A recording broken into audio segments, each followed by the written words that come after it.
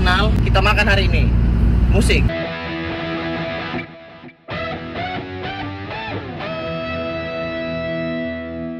Apa ya, filosofi awal kita tuh kenapa sih bangun ini? Kita kan mau sebenarnya mengundang orang untuk datang ke si borong-borong. Jadi biar ramenya tuh di si borong-borong. Berarti Kalau bisa Jakarta jadi udah banyak jadi soalnya.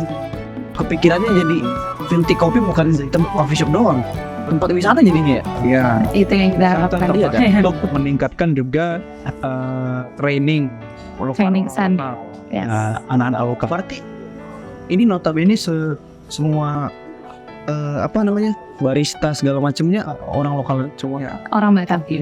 Orang Batak, orang sini. Sini. Sekitar berapa ya? 90% itu orang sini.